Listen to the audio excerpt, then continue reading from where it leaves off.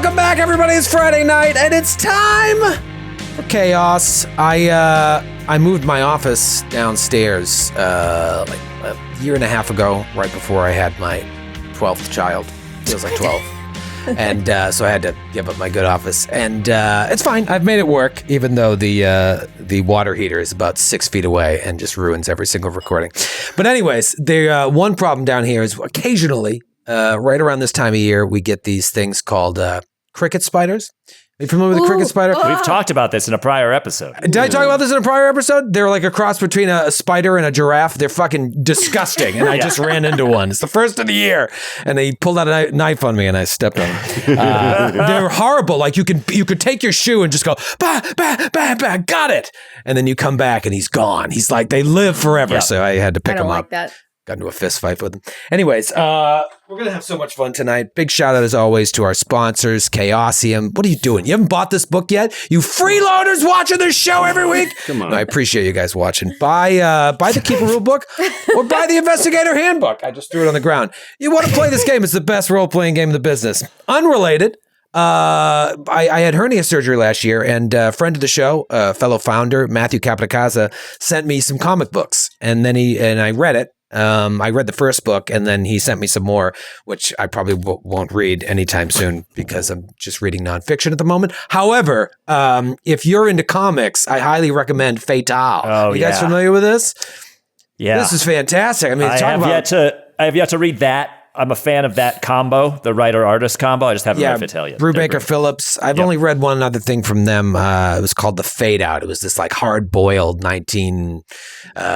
I don't know, it's like sort of McCarthy era Hollywood thing. And that wasn't Lovecraftian, but this is Lovecraftian. And it goes back and forth between like the Great Depression, the 50s, 70s Hollywood, and the 90s. And it's awesome. It's got a little bit of everything, and it's super Lovecraftian. And what's so cool about it is it combines like classic Call of Cthulhu with modern Call of Cthulhu. So if you want if you want a good read, I don't know how many of these there are. I want to say like 7 or 8, but there's a bunch, yeah.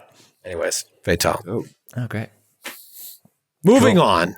After last week's episode, after recording at least, I texted the group and I was like, we need to do season 3 in person.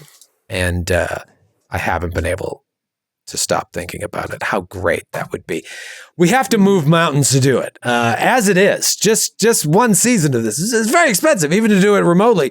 Just a lot of moving pieces to bring everybody out to New York. Even if we shot it like over 2 separate weeks, Monday through Friday, multiple episodes a day, doing it in studio would be amazing. So if that's something you want to see, people watching the show right now, let us know. Tell us in chat. Send us a message. Show us how much you want it. Maybe I'll start a Kickstarter and we'll make it happen. That would be so awesome. Anyways, would be great to do that. I've just talked for 3 minutes. I want to hear how Noura's doing. Noura, me? The hell are you? I am doing swell, Troy. I know I'm late on watching this last season, but I caught up on the last season of Dairy Girls finally, and it just reminded me of like talking to Desmond in this game.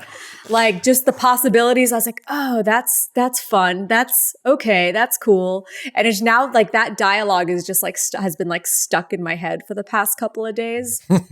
And so yeah. And then I also could not stop thinking about possibly filming in person.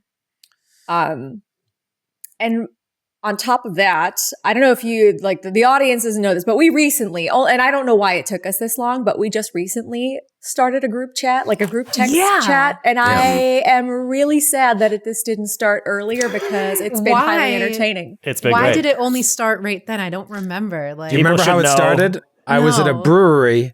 I believe this is how it started. And I sent you all a picture of a piss trough that was at the brewery. And now we've got a group text that we call the Mystery Squad. It's the Mystery Squad. Is history. Bonding over trough urinals. Since then, there's been old 80s sitcom videos sent around. There's been what the president of Ireland looks like. Oh, the GIF game is out of control. Speaking of It's been bonding, Rob and Ross, you guys saw each other in the flesh less than 48 hours ago or something? did. 72 hours? Yeah, that's right. I was in Denver for quite a while, and Rob and I met up for a sweet little bro down in downtown Denver. Mm-hmm. Isn't that nice? Now, you guys go straight to handshake or handshake into hug, or you just go straight to I hug? go straight to hug. Okay. Ross is a one-armed hugger, I've learned in his time here. And at first I was like, maybe Well, he's that's 17 feet tall. He's probably used to It's all having man. to. you have to So- get out some rope and some crampons to get to him. But once you get there, it's a good hug. I mean, like the one arm, he makes the most of that one arm when he comes in. Caribbean, it's a long one. It's a big wingspan, y'all. I can wrap He really doesn't wrap need you up both tight. because he could just get one around. But yeah, I went and saw with my wife. We went and saw Improvised Shakespeare Company, and everyone needs to know this in chat. I've already talked about this pre-show, but if you enjoy a tiny Ross Bryant face on your computer screen or in your ear holes in your car, wait till you see him live. Blow your dome. God bless you. Good stuff. So keep an eye out for whenever they're in your town. Go to Sweet it. man. Where can they see you, Ross? Is this still going? Well, gosh, I don't know precisely when this is going to air, but 2 weeks. 2 weeks. I think Well, you may have just missed me in Des Moines, Iowa, where the Improvised Shakespeare Company will be the first week of May. Check us out 3 weeks ago. See ya a week ago. Yeah. And after that, I think we're back in LA for a while.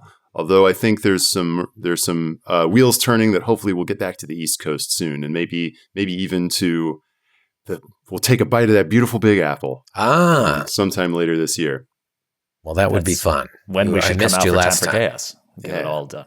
Yeah, I know. Once you're out here, we'll use that as an excuse to get Noura out here. Kate, I know you're a big hugger. How are you doing these days? I don't like hugs. I need everyone to know that. You do verbalize it right away. I think our videographer hugged you recently, and then you left, and he turned to me and he said, "She said she's not a hugger." Like during the hug? We were in Toronto, I think, at the bar afterwards, and you were leaving. Well, because a lot of the times when you meet up with someone, maybe for the first time, they'll just be like, "Oh, I'm a hugger," and I'll just be like, "I'm not." And Hey, I think it's important to know what you want and set clear boundaries, and that's great. I'd rather Just in a Ask way- people. Yeah. well, Generally back in feel the day, awkward. it used to be like, "Go hug your Uncle Steve. Give him a hug. Go." Yeah. Can't do that anymore.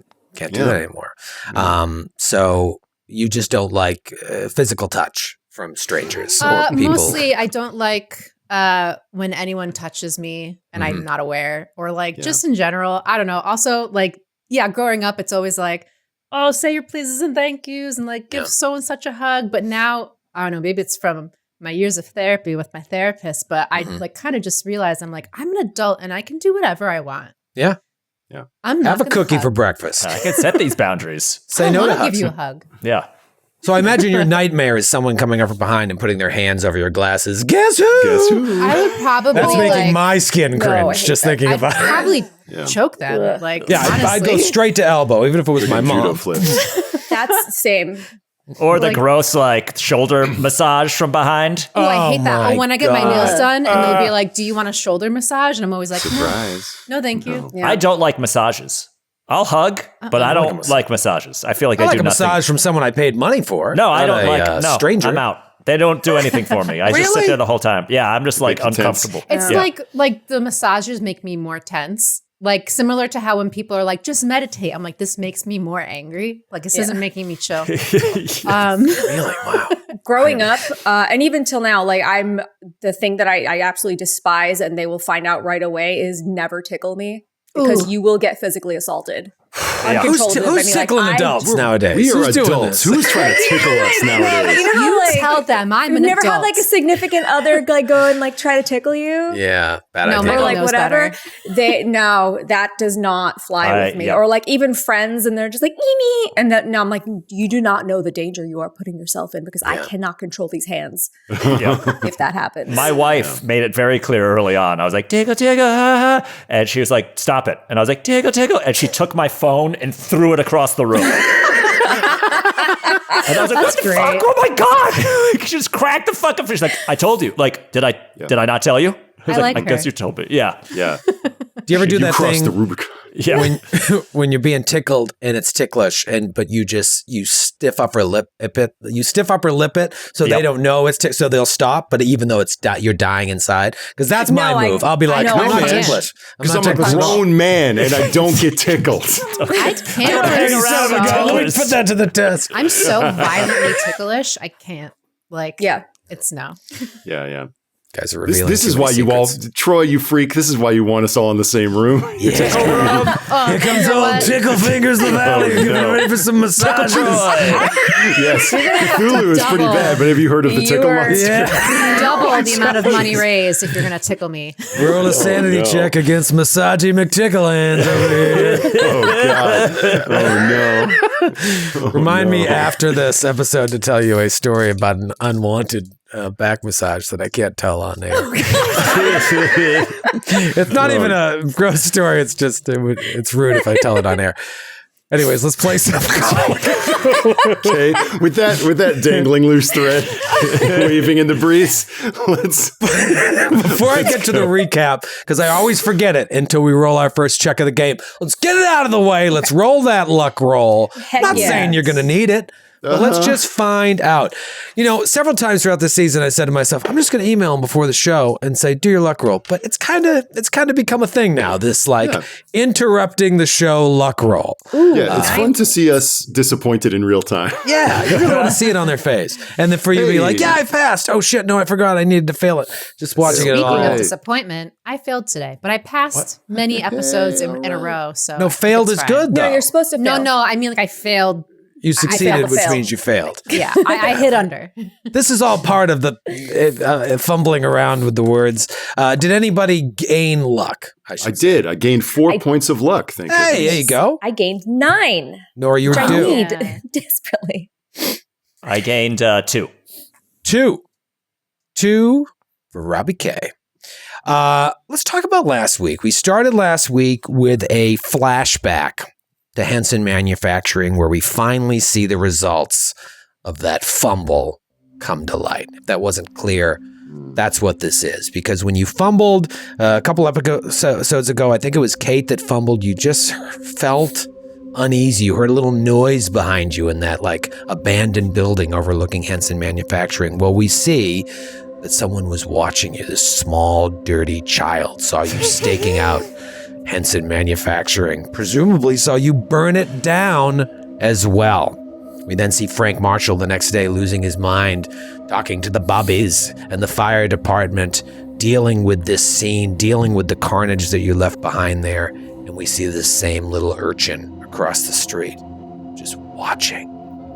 But you're back in London now. Henson Manufacturing is behind you. Derby is behind you. Derbyshire and Lesser Edale are behind you. You're back in London. You've taken some contraptions and blueprints from Henson, stowed them away in Desmond's flat where you're staying, now that Vaughn's American Express is no longer at your disposal. So you wake up a little bit fresh-faced, and you decide to visit the Hall of Records, where you try to get some info on those 2 license plates that you found. The one outside Empire Spices that was either watching you or watching Spices, who knows? That car belongs to the Penhew Foundation. The other one that was maybe spying on you when you were in Lesser Edale, way the hell out of London. Someone tracking you there, perhaps? That car was a rental car.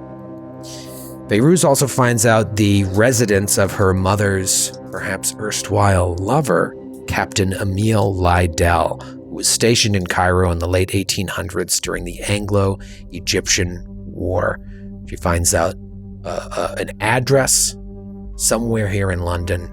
This is just a little piece of her past. She's still trying to figure out more about her mother, who passed away when she was very young, and her father refuses to talk about it. So then you split up to do some tales. Desmond and Feiruz go to watch Zara Shafiq's movements, I believe, and Margot and Carter watch Edward Gavigan, or did I flip that around? Nope, you got it right. That's right, No, okay. but we didn't know that if it was indeed Zara Shafiq or not. This is true. You see Gavigan come out, get into a car. Boo, boo, boo. You see a woman with a scarf get into a car. You think it's Zara Shafiq, but you're not 100% sure. You haven't seen anybody else come in or out that looks like this woman, so you decide to follow. Both of you follow Gavigan and this woman to the British Empire exhibition. This is a real thing that happened over a year in England. It was this huge art installation that took place across multiple buildings, industrial-sized buildings, tents, the whole 9 yards, celebrating all that is great about England. You followed them in, and they finally converge at this exhibit dedicated to the great women of history. And you see them chatting. Gavigan and this woman, possibly Zara Shafiq. You see these two suspicious people come together. Desmond, having not been seen by either of them, as far as you know, sneaks in and overhears them talking about that journalist in New York. They're talking about Jackson Elias. Talks about a break-in at the Penn Foundation, also known as a break-you. Talks about how they went to the Pyramid Club. Oh yeah, they also came by the spice shop. The woman asks, Gavigan, is this something that you need me to take care of? And Gavigan says, no, I'll deal with it. Nothing must interrupt the shipment. They leave. Desmond then watches in horror as a massive snake emerges from behind the model posing as Cleopatra and rears its head back, smashes the glass. Desmond ducks to avoid the glass shattering, looks up. Nothing happened. It was all in Desmond's mind. Is Desmond starting to crack? Or is Desmond marked? Not unlike all of you who've been marked ever since Peru. That night, you head to Limehouse, the seedy section to the east of London, to stake out Chowdhury's warehouse. You get there, you see these immigrant sailors, these tough-looking customers standing outside. You know them to be Lascars, L-A-S-C-A-R-S, Lascars or Lascars. Anyways, no one you really want to mess with in a scary area of town. You see a boat come in, and you follow the captain to a local bar. Desmond tries to chat up this drunk Norwegian named Lars Torvak, but he fumbles and spills his drink on the man. Can't really get a sense of like where he's coming, where he's going. But you guys do see that the boat is the Ivory Wind. You know that Henson Manufacturing had something, Gavigan sent something, E.G., a letter signed by E.G. sent something to Henson Manufacturing, or something was sent from Henson to the Penn Foundation, whatever. It ends up at Chowdhury's warehouse, and that stuff is being put on the Ivory Wind. This is what you think, but you don't know what's going on inside this warehouse, so Carter sneaks up, cat burglar that he is, climbs up on some crates to look into the warehouse. You see 3 men up in like an office on a catwalk talking, and then you see this warehouse full of crates. But yet again, we end an episode with Carter fumbling, and the rest of you across the street watch as one of the Lascars turns and starts to walk toward the noise. And that's where we pick up today's sesh. Now, tell me what you want to do. Not die. Yeah. Well, part of me wants to see. I wanted to kind of check in with Desmond and Margot and Feyruz, but let's just see before we see what they do. Give me a listen roll, Carter, to see if you hear this guy coming around the corner, or if you're so focused on what you're doing you don't even hear him approaching. Okay, regular success on the listen. Okay, so you're up there, you made a noise, and you hear a little bit of a commotion, and you can sense someone is coming towards you down this dark alley. Let's just stay with you then now. Okay. All right, so I'm at the top of a bunch of crates. Yeah, right. I'd say in my mind's eye, there were like 3 crates stacked, 2 and then 1, and you kind of climbed up to the second one to get a look in the window. Okay. I'd love to hide. kind of like squeeze between the crate and the building or something? Ooh, that sounds like a stealth check. Mm-hmm. Yeah, you absolutely can. Absolutely can. It's always fun to roll dice. Rule of cat burgling, number 1, don't get caught. It's true. I feel like we see the commotion and we see that Carter is responding to it. And if he doesn't hide well, I want to try to help by like, I don't know, throwing a rock at a different crate to make it sound like it was coming from somewhere else. Yeah, I would imagine you guys can see this all going noise down. Distraction. You see Carter respond and attempts to slide between these two crates. All right, so give me, well, this is interesting. Go ahead and give me your stealth roll. Okay. And your success is based on this guy's spot hidden, basically. What level of success you need is based on his spot hidden, and you wouldn't know. Okay, so I'm just going to tell you what I got. Guys, you know what I love from the 90s? Everything that was extreme. Oh, an extreme success. I rolled a 6 under 61. Spot back, motherfucker. Shit. So you hear a noise, you respond immediately. You're able to shift these crates in such a way that you find like a little opening where you slip down, you lower yourself in, and you see you now hear these footsteps approaching. It's louder and louder. Scrape, scrape, scrape. I just like turn vertically and then go whoop, slide down. Drop between two of them. Ha! And as the three of you are watching, you just see Carter disappear. You know, there's not a lot of light here. I imagine there's street lamps in the 1920s. I don't know. If not, the moon. Assume that you could see this. Slips down. This guy comes. This guy says, "What did you see over there?" I thought I heard a noise. And you can like maybe between the little cracks in the crate, you see him like sniffing around, looking. It's foggy. Yeah. Must have been something from the dog. Walks back to the front of the building. Seems Mr. Tillinghast is a very skilled backdoor man. Able to get in any place. Just slips right in. His reputation precedes Don't him. even see him. Just want to be there to respond. So it's a tight squeeze back there. I suppose we can help him. He's gonna reconnoiter. I wonder if...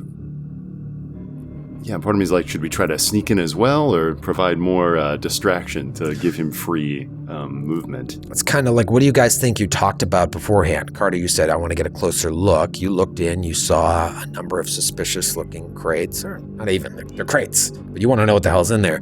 But there are 3 other people in there as well. If all of you snuck up, you know, Carter would at least this point know, like, too many people is... The more people you have sneaking in there, the easier it's going to be caught. Right. Yeah. I feel like that was part of the conversation going into this. Maybe we can, if we notice the what is it, the Laskers out there kind of being security. I mean, might be worth it to engage them in conversation to see if they can maybe have their attention swayed away from the doings of Mr. Tillinghast. Should we like pretend to be drunkards walking by and just being annoying? That would work. Yes, I suppose we don't have time to come up with a full and richly developed backstory for the Secretary wives. Or we can light something nearby on fire and they can go see what all the ruckus is, and then where we could just sneak See, in. we default to light something on fire or just wing it and be annoying. But you have a better idea. What do you... Perhaps in this case, lighting a fire in a crowded dock would be a plan B. Yes, I suppose that would probably be wise. Give Tillinghast the time he needs to peep around and see what they've got inside that warehouse there. Now, I didn't prove to be very persuasive or amenable to the to the person of Mr. this Norse girl over here. Perhaps these gentlemen would enjoy a conversation with you two. Oh. Oh.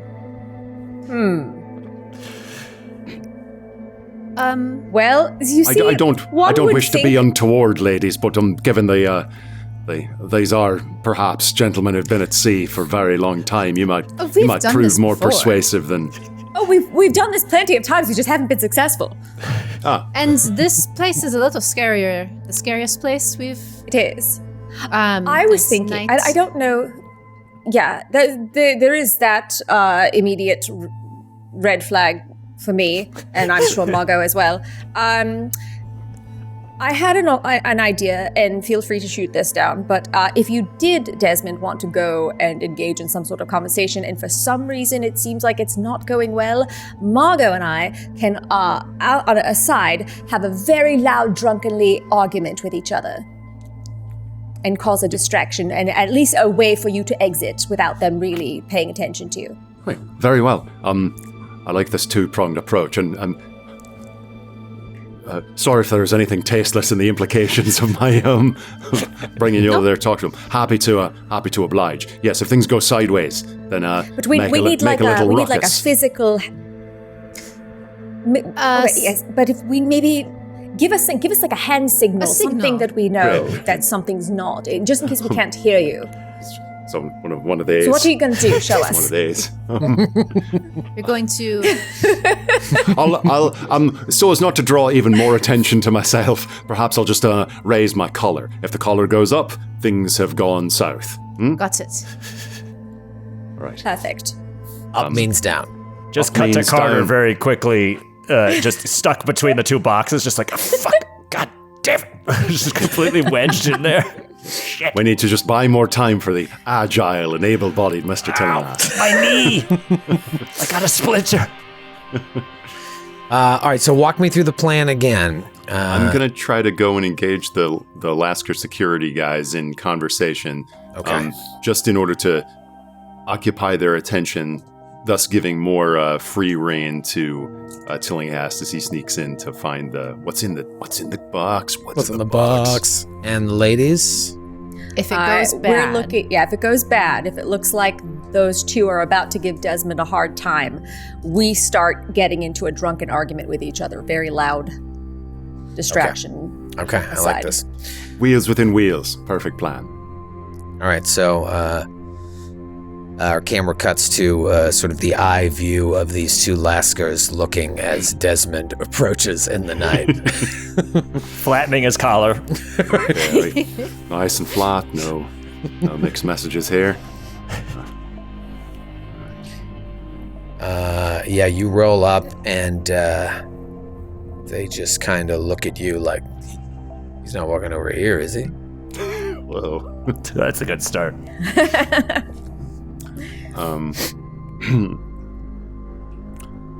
And I will walk up to them and like, excuse me, couldn't help but notice that your ship just came into port. Seems to me at times like this, you got seamen coming off, seamen coming on. Wondering if you lot need another able body. If you need more seamen. Damn it. I think women and seamen don't mix. Sorry, seamen. Slipped out. I'll be 80 years old and still laughing at that. I'm a grown man. If you need an able-bodied seaman, I'm happy to oblige. If you need a cabin boy, swabby, boiler man, I've done it all. Remember, if you remember saying one of the guys looked maybe Middle Eastern and the other guy was Asian, but the Asian guy actually has a British accent. But he says something to the other guy in another language, like sort of, and pointing at you. And they laugh under their breath. And the guy turns to you, the Asian guy, is like, "That's not our boat. We're not looking for any help. Why don't you just keep moving along there? You're a long way from home." Apologies, just trying to fella down in his luck trying to find a job, it's rather hard. Perhaps you've been away at sea so long you don't understand what it is to have 5-6 mouths to feed, looking for work, being told to hit the bricks, Irish, everywhere you go. Saw your faces and thought that this might be the open door after so many have been slammed in my face. But I understand, if you're full up, maybe there's no place for me here. I'm gonna roll a luck roll to see if any of these guys have kids, because if they did, then it might lead to a roll on your part to try and persuade. Great. All right, that is a successful luck roll. So you notice that maybe the Middle Eastern guy, their semen was working. Yeah, semen God. They're working semen. Maybe you struck a chord with the other guy. Maybe they can't help you at all, but you struck a chord enough so that I'll allow a fast talk or possibly acting? Even acting. He's acting. It's true, you are acting. I don't know why. It's the gift that keeps on giving. This if is you're a acting. journalist. Okay, I'm gonna roll and we'll see how well I do. Yeah, see if they believe you. I got a 17 under 50. That is a hard success. So yeah, if I as soon as I notice the little softening in the features of this fellow when I mentioned my mouths to feed, I was like, you know how it is. You're a boy one day. Young love seems so fresh and new, and the next thing you know, you got a baby on the way, and a union card. And all those things that seem so important just turn to sand in your fingers. And then the dreams die that day. Responsibility. Be a man. You're not living just for yourself anymore. You're living for so many others. You understand what it's like to make sacrifices? That's the sort of seaman I am. I'm willing to do anything so that my babes will grow up big and strong. Oh, Margaret, she's so sick. Needs all the help she can get. The fact that this is working, even in the slightest, is kind of amazing, but it's also perfect because these sailors, their whole thing was they would hop on ships and come over to places like England and take every job possible just in the hopes that they would have enough money to find a ship that would then eventually carry them home. So they would have to do horrible things. And if you pick this one guy that's got a family, him above anyone will understand this enough to at least not stab you in the throat. So maybe he brushes his friend aside. He's like, don't be so rough. I understand your plight. I have 6 children back home. I'm sorry we do not control the hiring, but times are tough, yes. Times are hard. Well, friend, if you do know who is responsible, I mean, is the bosun's mate anywhere about? Is there a time that I could perhaps see if there's any work, no matter how base, that I could do? I mean, there's no level to which I wouldn't debase myself just to help wee Patrick, little Emily, Desmond Jr., Kyle, Pee-wee. I thought you said you had 4 children. You just named 9. Oh yes, but Pee-wee's the nickname of Desmond Jr. The guy says, we are not associated with the boat. We do not speak for them. You're welcome to go talk yourself, but... Are you employees of Mr. Chowdhury, then? That's right. You know Mr. Chowdhury? Well, I've seen a name, heard it around as I walked around Limehouse. Decent fella, is he? Would he be amenable to someone trying to get a job at the harbour? And the other guy steps in and says, you should step along. However, This conversation has gone on long enough that it's given Carter an opening. So we'll cut from there to Carter. Carter, I don't know if you have a signal or anything, but you see, if you're watching, you see Desmond go across the street. You think that now is as good a time as any to make your move. Remember, you saw there's a back to the building as well, with doors there, and then there are the windows that you were trying to look into. So you've got a couple different options here. Are you planning on trying to break in? I wasn't until both you and Ross said I was going to. Oh, you were just doing recon. Yeah. Yeah, I mean, like, we can't all try to break in. We could, but that's a lot of people. I don't have the best stealth. Yeah, and I don't know what if I just rejoin everybody, I don't really know what we do next anyway, and I don't want to have that conversation. So I'll keep going forward. Fortune favors the bold. Yes.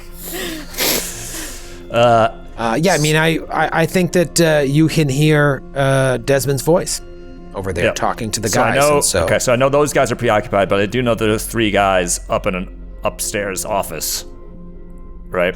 Mm-hmm. 3 guys in an upstairs office. If you remember, it's like a very tall warehouse, and there's crates all along the floor, and then a catwalk, stairs leading up to the catwalk, and there's an office up there, and you see 3. Okay. So if I know those guys are still up there, I have a pretty good idea that those guys that's pretty far away from any sort of back door, I'm guessing, because they're full level up.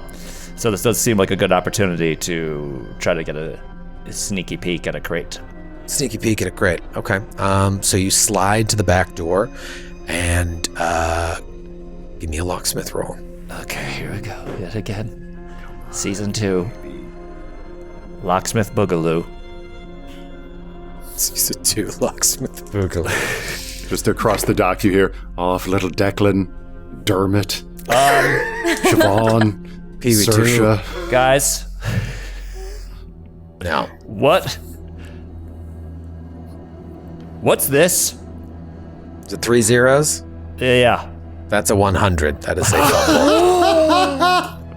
Oh, Which, dear. I think your locksmith is over 50. It's in fact the only way you can fumble that roll is a 100. Well, here's the thing. My locksmith was a 48, so it didn't matter. Okay, so 96 I mean... Oh my god. The double fumble. To be kidding me. All right. Put those dice directly in a fire. Can you push a fumble? Nope. No, you can't. Here's the results of the fumble. I'm going to give it a bit of a twist here. Margot and Fairuz, you're supposed to be watching Desmond for signals. And at this moment, a couple of drunken sailors come up and start harassing you. It's not something we necessarily need to role play, but it's enough to distract you if Desmond should run into trouble. Hey, what's going on, ladies? You wanna come and have some wine with me? You wanna my get friend? tickled? Oh no. And they're very handsy, and it's like you've got to kind of be like, ha ha ha. It's a very uncomfortable situation. And now, Desmond, if you were to look back, like maybe you don't even see them there. And that the Asian dude was like, I think you should leave right now. And from my vantage point, do I even see? And I no longer see. Maybe Carter, if he went around the building. Yeah, Carter's out of sight. And then maybe you hear these guys, wine! Wine! Why? Wine and sexy times. I feel like if Desmond's getting the brush off, and Annie's hearing this and doesn't see Carter, then I think the assumption is that like my work is done here, and I will like be like, fair enough. Maybe I'll come back during regular business hours and see if Mr. Chaudhry needs someone to do anything, sweeping up. I'll do anything, sir. Oh, poor Pee-wee. And I'll drift back into the fog and march towards the sound of these louts. You drift back into the fog and you hear those guys kind of like arguing with each other. The sense being that like, why are you even talking to this guy? Why are you giving him a chair? We're not in charge here. Leave. And they're arguing with each other. You start coming back, and what do you do when you arrive back there? The guys are, they're not like crazy physical, but like it's a little, you can tell like, geez, shouldn't have left. Come on, Mr. Braun, Masara. We were just leaving, weren't we? Yes. This. Oh, good. Oh, God. I did not know how to. I was about to do something, but not fun for me. Thank you for arriving. I hope that. Can you go? And she's like, the guy's still like kind of breathing on her neck. Like, can you please stop? This is the least sexy thing I've ever experienced. And the guy, one of the two guys, stops talking to you and gets right up in your face, Desmond. It's like, hey, who are you?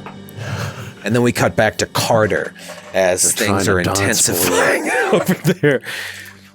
Carter's just like, why do I even do this? Why do I even fucking try to pick a lock anymore? I don't know what happened if I lost my touch, man. I'm fucking lost. I'm all partied out.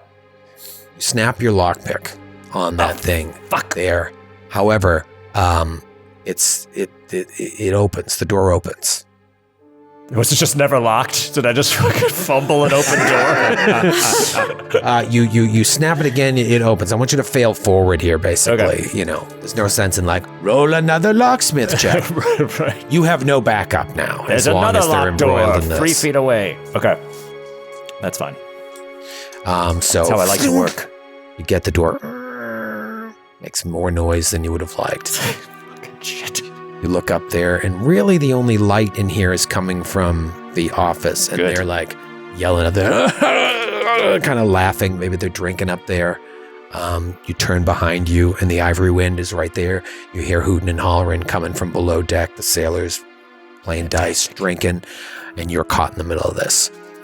Several crates laying about. What do you do? Big warehouse. Big warehouse, several crates. Different crate sizes. Any crate. Maybe I'll do a piddly spot hidden or something to determine what seems like the most interesting crate. Yeah, just give me a general spot hidden and see what we see. Okay. The last ride of these dice. Nope. Failed that. Not a fumble, thank God, for once. Okay. It's just crates.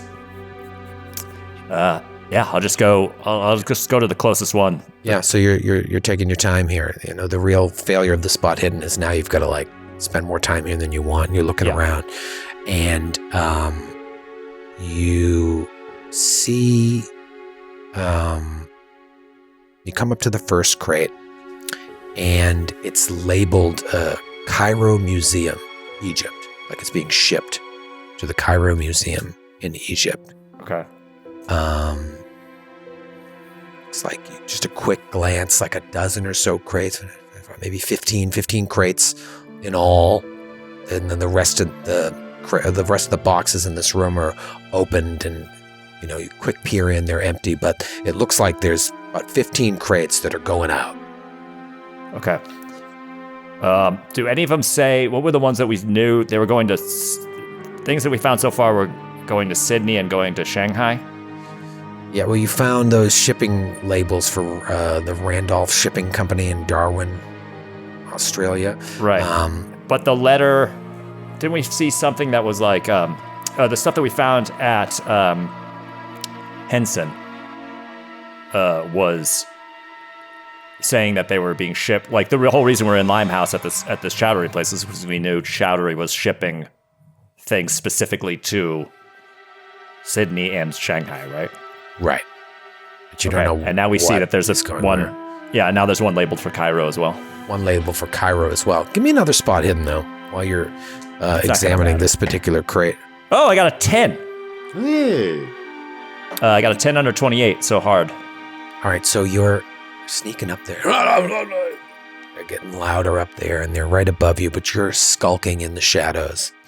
And you got your hands across this crate. You see this label. You look close, little light streaming in from the office, and it looks like the label just on its end is curled up ever so slightly, and there's another label underneath it. So I'll roll for peeling. You do a peel roll, extreme success. Slowly peel off this label. It says Cairo Museum, Egypt, and underneath it says Ho Fang, Import-Export, Kaoyang Street, Shanghai, China.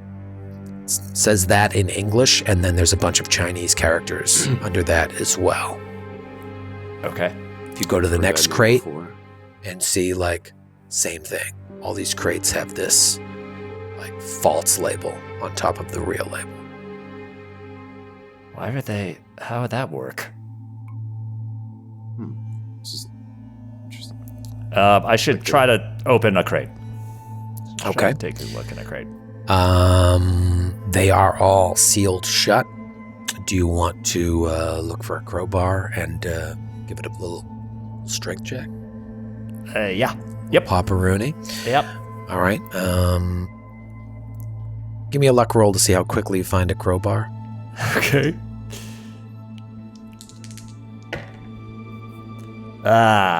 45 over 39. All right, so you're like fumbling about, walking ever closer to where this office is. You finally find a crowbar. You've been in here for now like 15 minutes. Flashback to the scene outside of the bar, and the guy's like getting in your face, and he's like pumping his chest against yours like he's waiting for you to throw a fist, while the other guy's like, "Oh, you messed with the wrong guy, I'm telling you! This guy killed a guy!" I tell you now. Well, listen up, comrade. I know you only are expressing the meager drama courage that you can get. Since you've been oppressed your whole life, you don't even know who the real enemy is. Your quarrel ain't with me. Your quarrel is with the man who's got you working day in, day out, sucking some meager pleasure out of Saturday night and opiates on Sunday morning. Turn around and fuck off. These are our women. And he tries to like punch you. Yeah, fuck that. I fight back. Just drunkenly go to punch you, Noura. And the other guy, I would like to knee him in the balls as hard as I can. Knee him in the balls as hard as you can. Okay. All right. These so are our women. It's like suddenly in a tavern in These are Conan. our women. Fuck. these are our women. No, I ain't never. You go steal your own. All right. So let's resolve this. You're going to fight back against this dude. I'm not even going to initiative because this is just like we all know what's going on here. He goes to punch you. You go to fight back. Meanwhile, Noura goes to knee this guy in the crotch. He isn't looking when you do that. So first, give me your fight back, Desmond. So just your Success. brawl. 80. So I fail. Hell yeah. So what is it? 1d3 plus your damage bonus? Mm-hmm. There we go. Okay, that's a 3. Plus, so 4. 4 total. All right, so boom, this guy goes down like Joe Louis just hit him. Hits the deck, and he's like, oh. Meanwhile, Noura, give me a brawl roll. Brawl, give me a knee roll. Hard success. Oh, hell yeah. Hard success against a soft target. Boom, you hit this guy. Give me a D3 plus your damage bonus. Mine is for, that's for, okay, so D4 plus a damage bonus. D3. Oh, okay. What's my damage bonus? My damage bonus is 1d4. Okay. D3 plus a D4.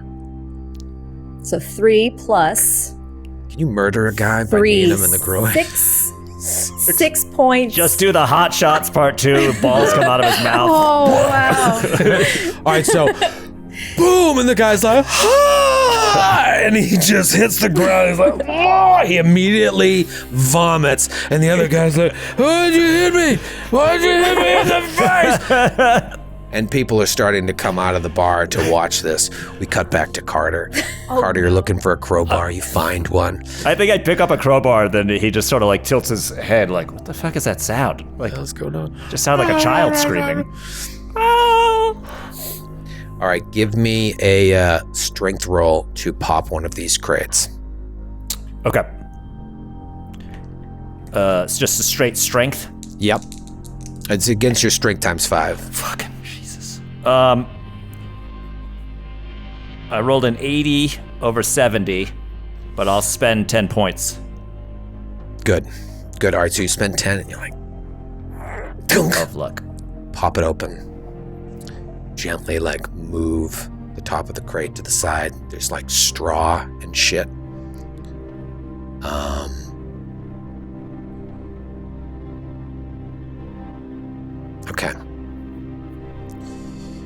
You look inside,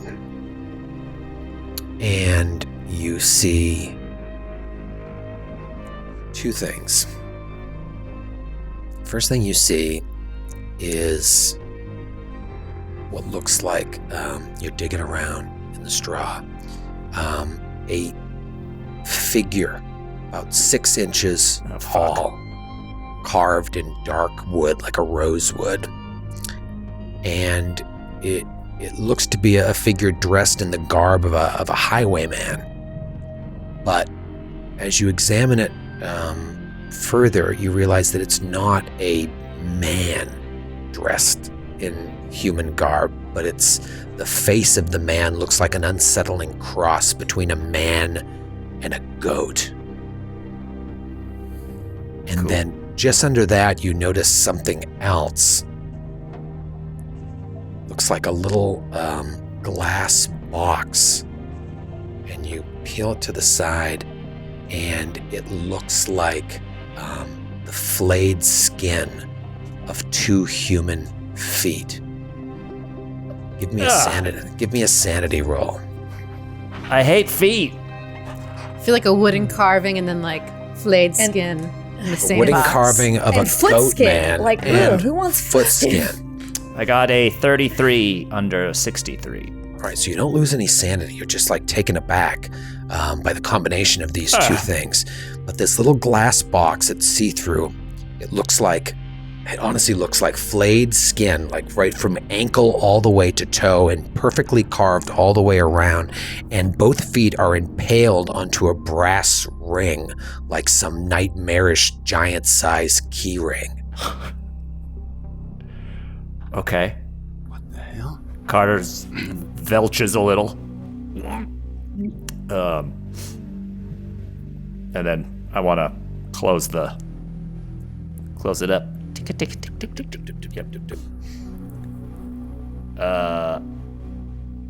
I mean, I just don't want to go through every fucking crate. It's just gonna be creepy shit. It's just gonna be a lot of creepy shit. What else are we gonna find? I feel like it's gonna be like parts to something that we don't understand yet. Yeah. Like Yeah. So we have the address. Yeah, but I think we had. Was that an address we got from Gavigan's basement man cave? What address? The Ho Fang, Import. the Shanghai thing. Yeah. I can't remember if you've heard Ho Fang or I not. thought we had, but I think we had. Yes. You looked in the desk, right? Do you guys have Ho Fang anywhere? My notebook is on the other side. Hold on. I don't hold, have that please. specific. Okay. Did you find like a ledger with handwritten entries describing transactions and shipments around the world? Yes. I am a think we professional. did. I keep all my Yeah. shit far away. Yeah. Ho Fang rings a bell. Yeah, I don't remember the Yeah, exact we might have- address. Do an But I open apple remember- F on your handwritten notebook. Yeah. That's not organized in any way whatsoever. It's just like there's just here's I don't know what that is. That's in there. Roll a sanity check. I do remember when we were looking in his office, I think I looked in the desk drawer. Penhue stakeout. Yeah. We go into Gavigan's office, another bookcase. Got a statue with a rice hat. Got a ivory wind. Yada yada. Mr. Randolph shipping. I need to know consolidate my why. notes. Yeah, I thought we had it somewhere, but whatever. If We it's have not it top now. of mind, then maybe we need to, like. Yeah, I'm stalling purposefully to like look through the notes because the issue with this is there's so much shit. One of the drawers is locked. Telegram inside. Recent. Oh, it was like the dig site going well. Yeah. That's Oh, what yeah. I found in the drawer. Right. I don't see anything in our England paperwork Yeah. that references Ho Fang, though that name does sort of ring a bell. We've but, heard Shanghai and like China before, but I don't think that's specific. Yeah. Okay. Okay. All right. Well, we got it now. Ho Fang. You've definitely heard reference to Shanghai before. All right. So Okay. I don't know, guys. out of character or whatever. Like I don't know if I should hang around in here anymore. Well, what were we yeah. trying to find out? We're trying to like just get like a smoking gun piece of evidence that connects us all, right? And we just think, keep yeah, finding more. And fringe. get more specific about what these shipments are that they're so eager to protect. Yeah. And now that we know that there's like, or It's now gonna that be- at least Carter knows that there's human remains being shipped under false labels. Yeah. I mean, it might be time to get. I mean, we're not having this conversation now, but that's Sure. That's Yeah. pretty. Well, and I think if anything, we know. Oh, it's not going to what the. It's not going to Cairo. Yeah. Yeah, we know I the found real. the note. Carter pried open a tall wooden crate. It said Hofang Import Export. Same address, 15 Kaoyang Street, Shanghai, China. Written in both English and with Chinese characters Yep. as well. And it said, "Attention, Honorable Hofang." Right. And that's when you started to. What was in that crate looked like some sort of statue, and you didn't dig any deeper because you were like, something's creepy in here. Right. And were those crates on their way out, or do we have the sense that they had just come in? Like, was Gavian shipping those out? It's We don't unclear. know. The only crate you saw go out was a crate from that the Ferris and Sons truck picked up. Right. Okay. And did you see that, or was it just Feyruz doing a loop of the building? I can't remember. I mean, we were all together, I think, when Yeah, that. we saw. Yeah. All right. Okay. Cool. All right. Cool. So I shipping think, stuff. barring rolling 15 more sanity checks for every crate I try to open, I think Carter kind of spider sense goes off. He might have pushed his luck a little bit being in here for as long as he's been in here. He wants to get the fuck out.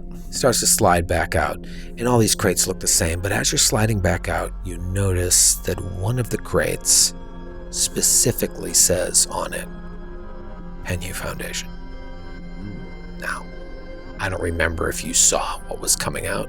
Even if you did, I don't even know if you'd know that, like, oh, this might be the same crate. But whereas all the other ones are nondescript, as you're walking out, you see that one says Penhu Foundation.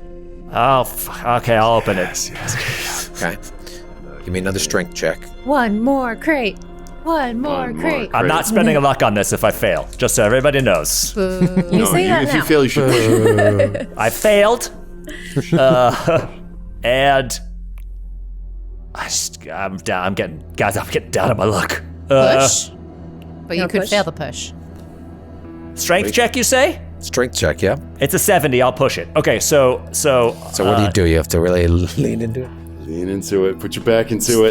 Crush Yeah, it. just- Change your leverage. brace my core. Oh, my hands are greasy.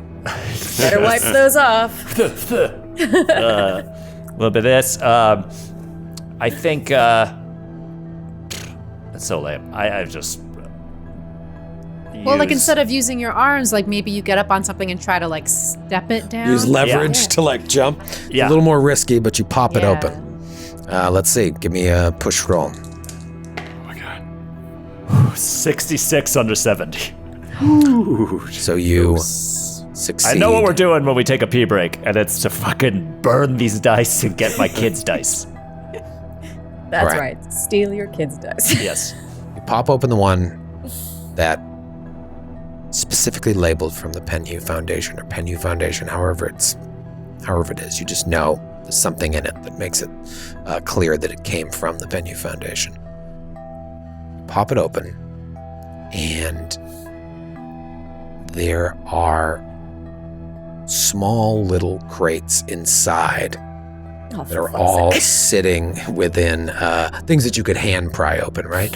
But there's like maybe a dozen or so smaller crates, all sitting within like straw and the 1920s equivalent of bubble wrap. You know, like everything is very carefully laid in and like overpacked with stuff to keep it safe. You start to pop open, you know, a couple of these crates, and you see like oddly crafted valves, struts, these like strange boards covered in wires, like glass tubes, the kind that you'd see like maybe in a radio, all of these things very carefully placed within boxes and kept separate. And as you're prying through these, the door opens to the office upstairs. Uh-huh. We'll see you right after this break. See you later, Dice.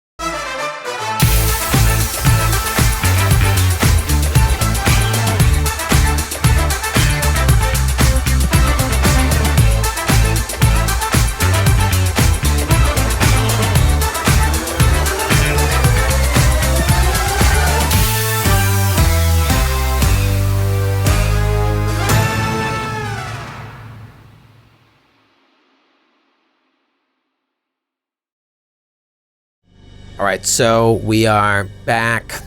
We will cut from this moment of someone coming out on the catwalk back to the scene outside the pub. There's now a bit of a commotion. The guy that you popped, Desmond, is like on the ground and reeling. It's like, he hit me, I didn't do nothing. He just saw me right in the face and he kicked my friend too. And the other guy's on the ground just like, oh, he's like unable to move. Feyru's got all of it with her knee. And so he's just like, wind knocked out and a bunch of unsavory characters are coming out. What do you do? We should go. What's going on out here? Stay down, you rummy. And yeah, if we can kind of like, shall we, 23 skidoo? Right. I don't want to leave Carter, but I don't want to be beat up by the whole town. Well, can we More like and more hide people. behind like somewhere in that general vicinity of where we could still like hide but see Carter maybe? Yeah, we can just kind of slip away, but still kind of keep the dock in view. Oh, for sure. Skulk in the Yeah, shadows. it's very foggy out, so that's the only thing. Is like the further you get away from his location, everything gets a little bit hazier and hazier. But like as this crowd of people is starting to come on and investigate the scene, you guys are just stepping out of there, but trying to find a place to look. As you get further and further away, the warehouse gets a little cloudier and cloudier and cloudier as you walk through the pea soup. We cut back to the warehouse. Carter, you see two guys that look similar to the guys standing out front, and you realize, like, I think you were over there when the ship first came in, there were two more of those guys that came out. Yeah. They went back in. But then there's a guy in like a smart-looking suit, middle-aged to young. He's got a big bushy mustache, and he starts talking to the other guys. He's like, all right, I want to get out of here. Go and check with those sailors, see if you can get these crates here on the ship tonight. Call me if there are any problems. But don't have any fucking problems, you hear me? That lout Torvak is probably at the pub getting pissed. If you don't see him, tell his crew I'll be by in the morning to double check everything. There's evidently one more crate coming, but there was some problem in Derby. Not sure. I'm waiting for word for when I can tell them to shove off. Get it fucking done. Call me if there's an issue. And that guy starts coming down the stairs. Give me a stealth check. And give yourself a bonus die because they're not expecting anyone to be in the warehouse here. Okay. I also, Troy, just so you know, I want to grab whatever the thing was whatever item was in my The skin hand. feet? The skin feet Yeah, can I go keychain? back for the skin feet? You want to grab like one of these tubes or something? Or? Yeah, just something shoved in my pocket. Just, Okay. More to just fuck up their whole scene than to examine it later. Okay, stealth with advantage. Mm-hmm. All right, 9-year-old's dice.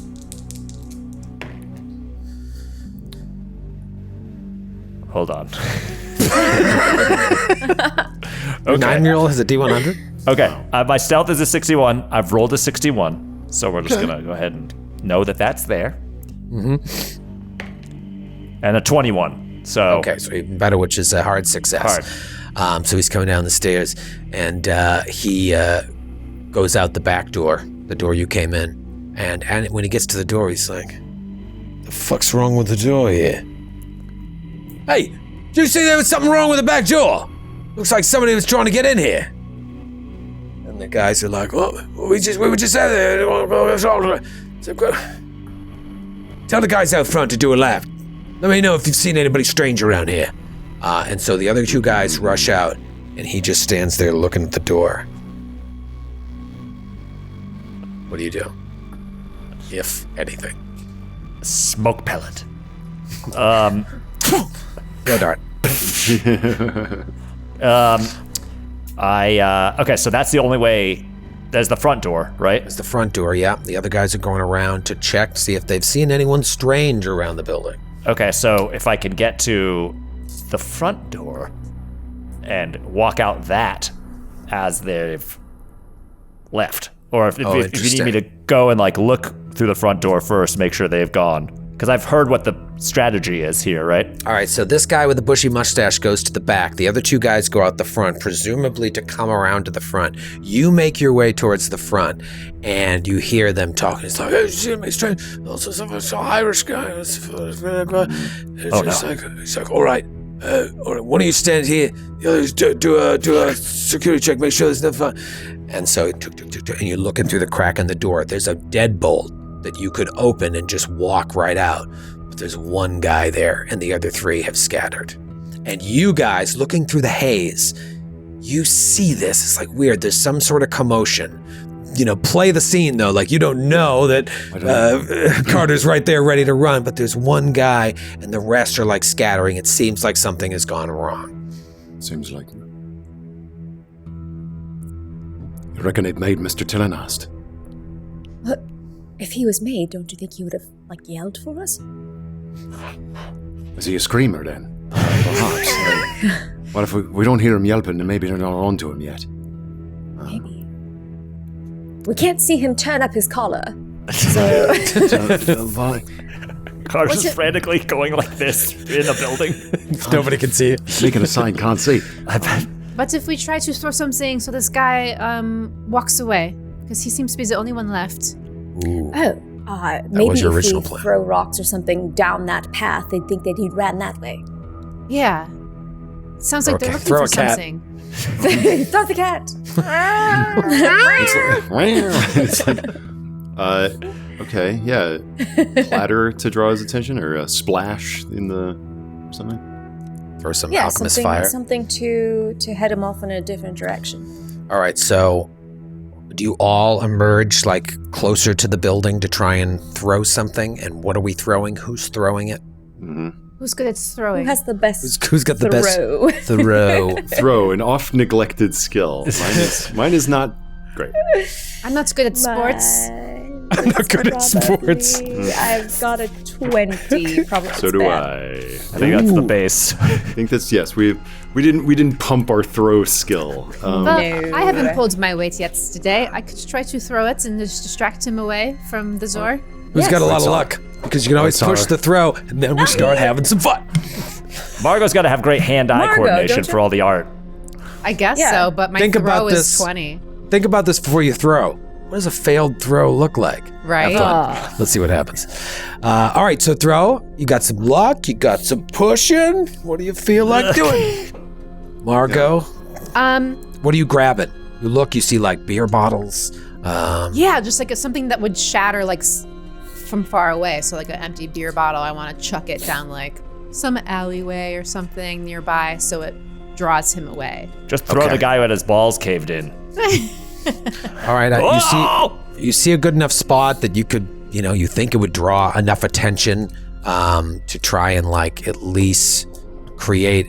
You don't know that Carter's on the other side there, but your intention is to draw him away as well, giving Carter every opportunity. So yeah, let's see how the this story resolves. is that I see them on alert and spreading out, so I want to get him away. Yeah. I don't know. Okay. Okay.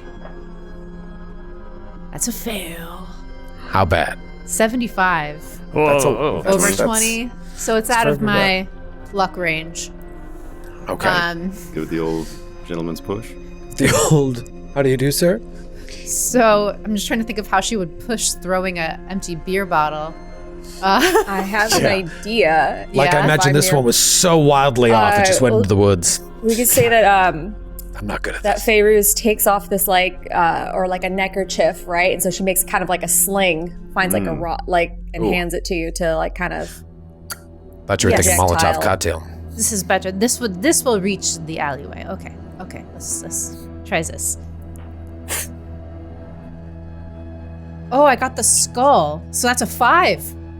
Hey, all right. That's a 5. So You did it? 5. Wow. All right. Nice. So So 520? zero on the 10s. Or on the double 10s. Right. Like the 10, 20, 30. Yeah. That's it. That is a amazing. 5. If you failed, I was going to have the bottle hit the guy. And be Yeah. Like.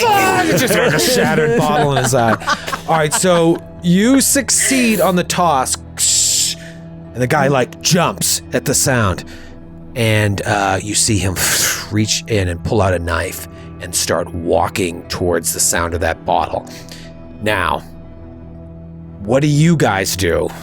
And this can all happen at the same time. Whoever wants to speak up, Carter, you hear that sounds way in the distance, and you see the guy like grab at something in his pants and start to walk away from the door. Yeah, that's my cue. I'm taking full advantage. All right, are you stealthing or are you just booking it? I'll try stealthing, and if that Okay. goes wrong, I'm gonna fucking. All right, take off. I imagine you guys are like kind of approaching a little bit, or you tell it me. seems that way. If we're, Yeah, if we're like throwing as- things, we got to be.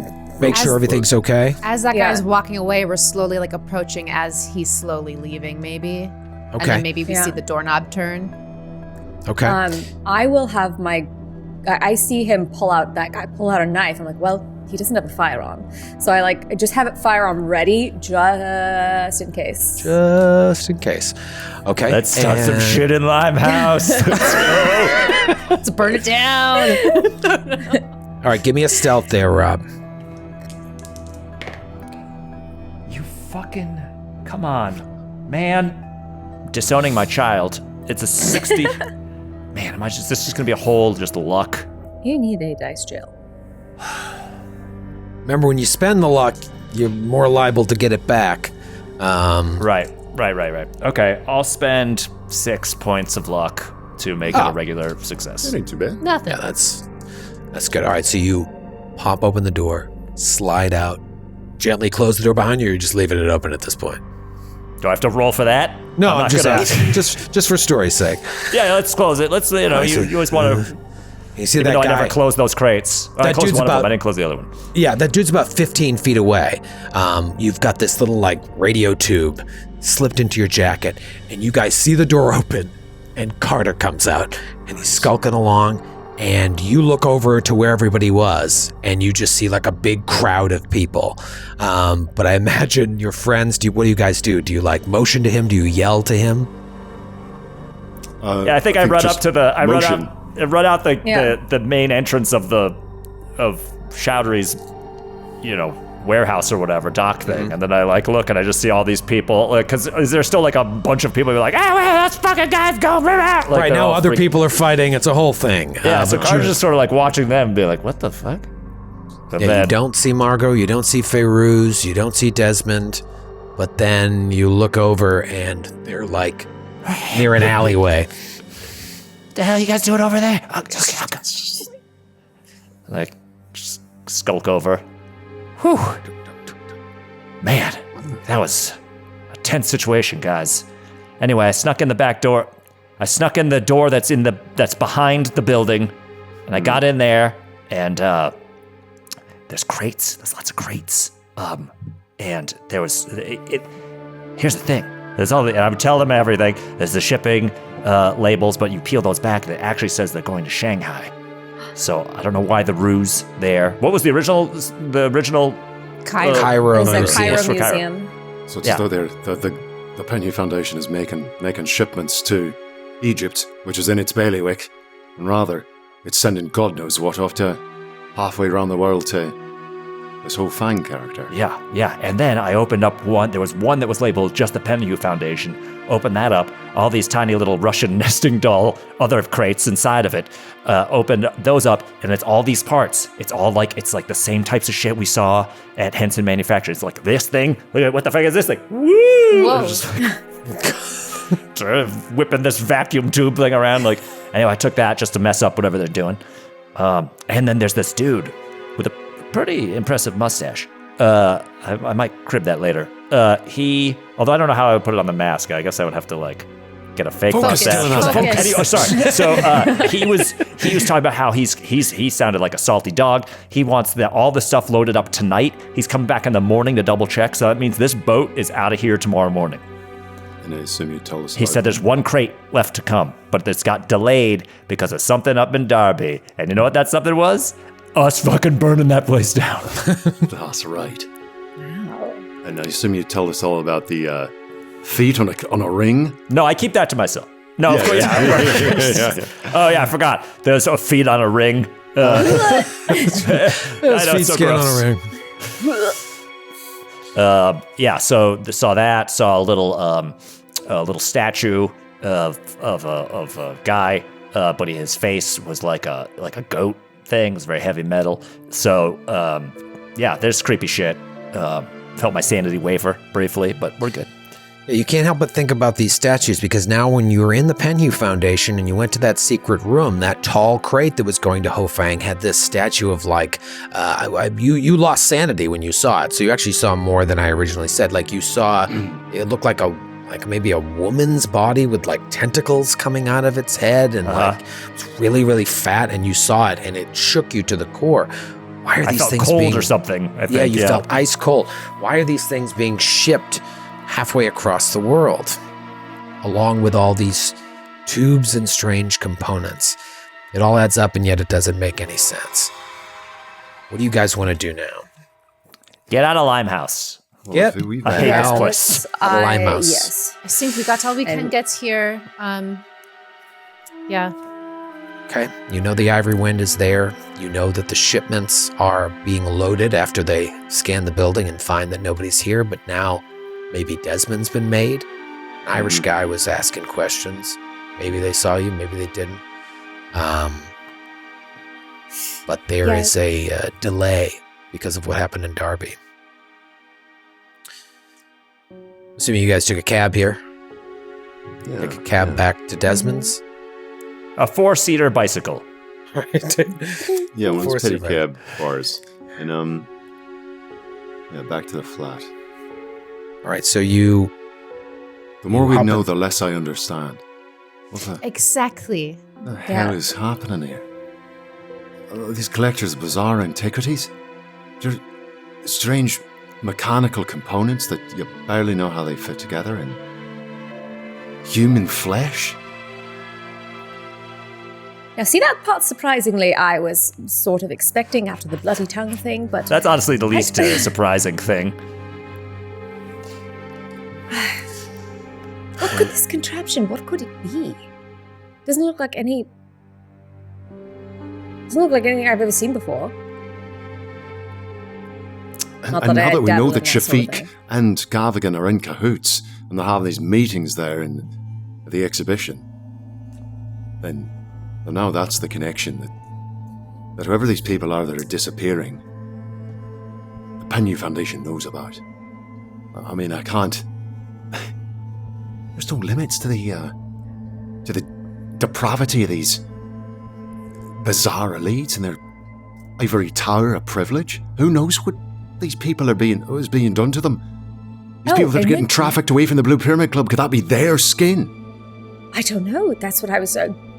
we hadn't trailed them yet. What about this, though? What if Gavigan is pulling one over on Shafiq? What if he's claiming that these things are going to Cairo, but then he's sending them to Shanghai? Like, maybe, does she know that? Why? Like, that's what's confusing me the most, is why are there these double labels? Yeah. Right. Or maybe Tillinghast, for- my assumption is that it's. I mean, it may be that he's pulling a double cross on Shafiq, but it may be that it's to elude or any to sort of create a cover authorities? story for the Penhew Foundation. Oh, because they have a direct. You're right. They have a direct link to Cairo, right? That's their whole like thing. It's not weird to ship artifacts there. Right. Yeah. I'm just wondering why we're shipping pieces of something that we don't know what it builds. All these parts, as well as it almost feels like these artifacts are also pieces because they seem so random, but they're important and they're being shipped to the same place. I don't know. Troy. Why, if they have these... Why is it not being assembled here? Unless there's something there that we don't... Do we know and I apologize if this is already said, the mechanical pieces were also going to Shanghai? Like this mechanism, whatever this thing is that's being built was in a crate labeled for that? It's all in the same place? Yeah, all the stuff that was in Chowdhury's warehouse had the false label to Cairo but really going to Shanghai. The stuff you found in Hanson Manufacturing was still in the safe. Like it was still being fabricated for the most part. But all of it just like nonsense. Even if any of you have like the slightest mechanical background, like your dad fixed cars and you watched him, like it's very, very strange stuff. That sense that of the old and the new, you kind of get that with these things that you saw there, Carter, but they seem like more, I don't know, like something you'd see in a science fiction movie. These tubes and glass things.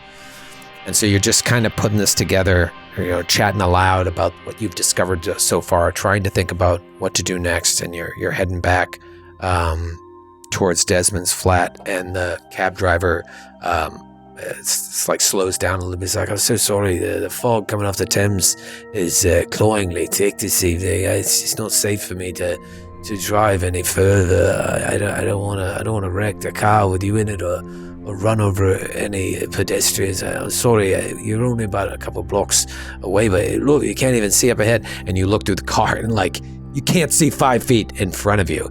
It's like, it's dangerous for me to keep driving. I'm really sorry this happens every once in a while, but it's really thick tonight. You don't have to pay me the full fare. I'll pull over and be safe on the road then. I think I can manage from here.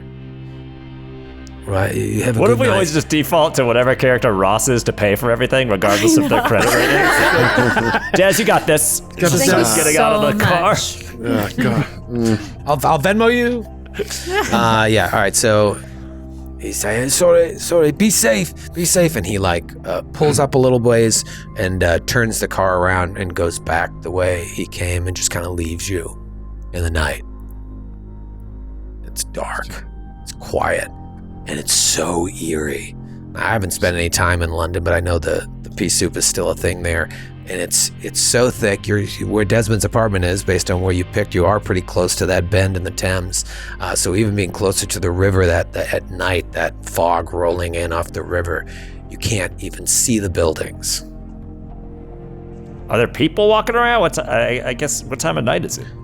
Well, I think you went to the warehouse pretty late, and then you stayed there a while. I guess you went there kind of earlier in the evening. We went there late afternoon. We got to Limehouse late afternoon, and now I don't know. Yeah, I would say it's nighttime now, and you hear some footsteps. You don't really see any people. It's like being in a steam room. Like you just hope no one walks in front of you naked. I hope you know how to get back to your apartments from here. I don't know where I am. Even though it's hard to make out, just stay close together and walk on it. Never, barely seen fog this thick. But let's just rack our brains. How does it all connect? How do we move the next piece on the board? How does it all come together? I don't know. And Desmond will sort of lead you down the thoroughfares towards his apartment, but also with the knowledge that like you'd been followed by cars is like keeping his eyes peeled for lurkers in the shadows and the rumble of engines. But we won't be followed by cars tonight. Right? Yeah.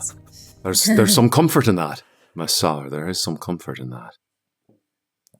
With human flesh being trafficked overseas, far be it from me to involve the long arm of the so-called law, but perhaps If you've been in conference with a fella from Scotland Yard, this might be the sort of thing you'd wish to know. Oh, yes. It's not a bad idea. Maybe we let him know tomorrow before the shipments go out.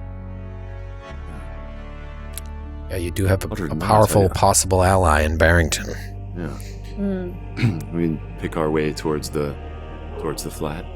Pick your way towards the flat. You're walking through this fog, and you can see the sidewalk. You spend some time staking out Chowdhury's warehouse, so even though you got an early start to the night, still, now it's like, this will be probably the earliest you've ever gone to bed in the entire campaign. But you can go there and chat and talk about what you've learned. Beautiful mind it up a little bit to really look at the big picture. As you're plodding along here, along the sidewalk, you hear zzz, sound of a car. You look towards the street.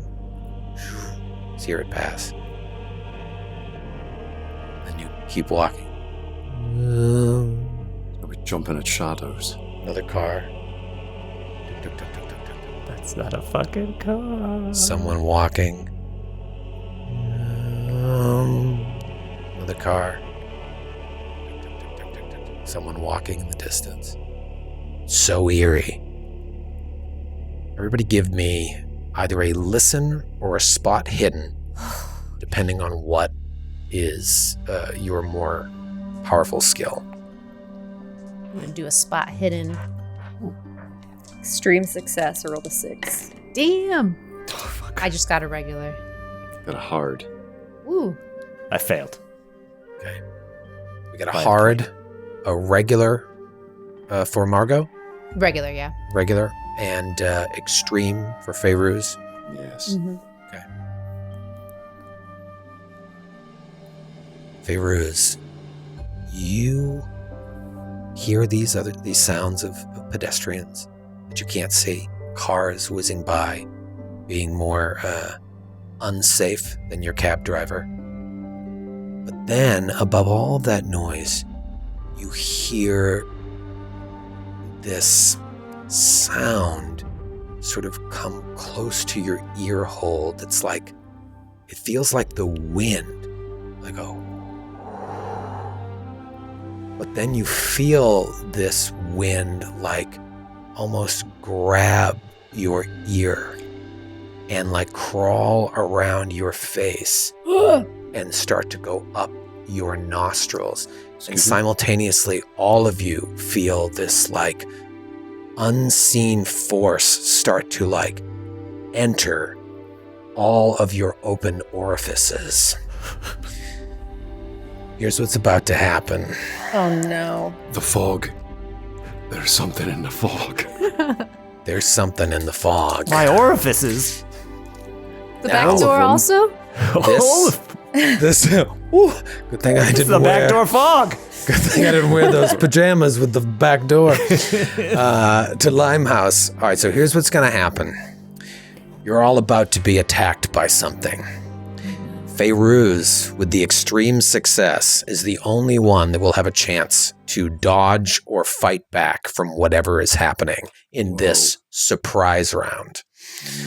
You need an extreme success based on a number of different factors in order to have the opportunity to dodge or fight back. So let's resolve you first, Fairuz, as this thick, like tendril of fog tries to enter your nostril. Do you want to try and pull away from it, or try to like punch it? I don't know what I'm punching. I mean, I have Right? a higher brawl, but I don't, like, what am I?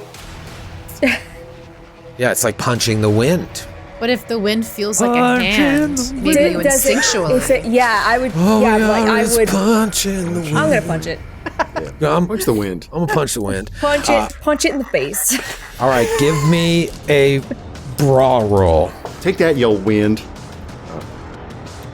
Success. Success. 33 under 41. All right, so you go to fight back. It succeeds as well, and since it was the attacker, it's the one that wins. And so one nostril gets completely blocked up by this. My sinuses. No. And then as you're like being pulled this way, you feel something else creeping up the other side of your face, and it plugs up another nostril. And then Margot. Oh man, rocks. Margot, you feel the same thing, but this thing goes into your mouth. It's like in your mouth. And then Carter. Oh my God, Carter, you feel the same thing in your mouth. And then Desmond, same thing. Why don't we get so quiet? For you, it's your left nostril. And then again, Desmond, in your right nostril. I rolled 6 times, and all 6 were hits. Oh, sure. All right, so here's what happened. I'm dead serious. I have a very good chance of hitting. Yeah. All right, so Margot's mouth, Carter's mouth, both of Desmond's nostrils, and both of Fayruz's nostrils. All of you take 1 point of damage as you have begun suffocating. Oh, no. Lord. Whoa.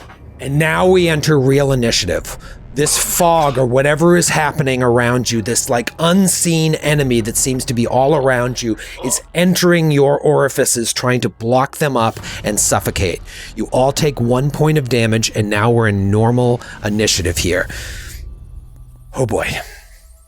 What the Desmond, fuck? what is your dexterity? How do you fight the wind?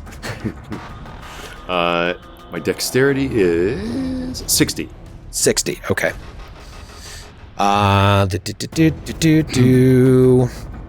Margot, what do you do? I take out my shotgun and I shoot the fog. Just kidding. All right.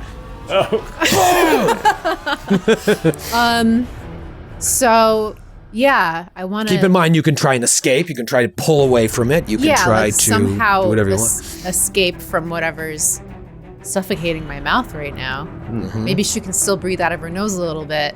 But yeah, just like stifling like a muffled like scream and trying to get away from it or pull it out if she can. Yeah. All right, so it's going to be a strength check. Ooh. For trying to pull it out? Yeah. All right. Is there any other option, like trying to get away from it? You do that thing where you hold one nostril down. Oh, the snot rocket? Snot rocket. She's not the strongest. Yeah. I mean, this thing it's using its Yeah. strength to enter you. What you can Yeah. try and do is some sort of combat maneuver that may help your strength check next round, but this thing is trying to suffocate you. So as long as it has its grip on you, it could get worse and worse. Here we go. So yeah, those are kind of your options. You just straight up try strength, or I just need 1 second here. Let him go. All right, yeah. So go ahead and give me. You have how many things are blocked? Just one. Oh, your mouth. Just my the mouth. mouth. Just How my many whole holes mouth. are full? How many things are blocked? All right, give me a roll. Strength roll. Yeah. If I fail this one, maybe I'll try to prepare some. Oh nope. That's a 10. Yeah. That's a So 10? that's a hard because I have 35 strength. All right, so Nice. you just like, and you can breathe all of a sudden. Do you now? You still have like what would be the equivalent of a move action here. What do you want to do here? You no longer have this thing in your mouth. You pulled away from it. Do I see? I see. It's not thick enough to where I can still see everyone next to me, right? And they're struggling. Yeah, they're very faint within this. This like the fog has already been super thick. Now it's like enveloping you, but it's super dark. You really can't see too much. Maybe I grab the person next to me, perhaps Carter, and like try to pull it out from his mouth too, because Right. You know what it that'll do seems is the- like that it would seems give like it's him the a same. bonus die on his strength check because you're basically aiding him to try and like pull him away from this. Okay, great. So you jump on Carter and start to try and pull Carter. Desmond, it's your turn. Desmond, you have 2 of these things inside of you, and so it's harder to pull against it.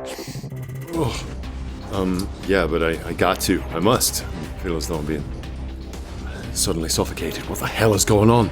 So, yeah, that's a strength check?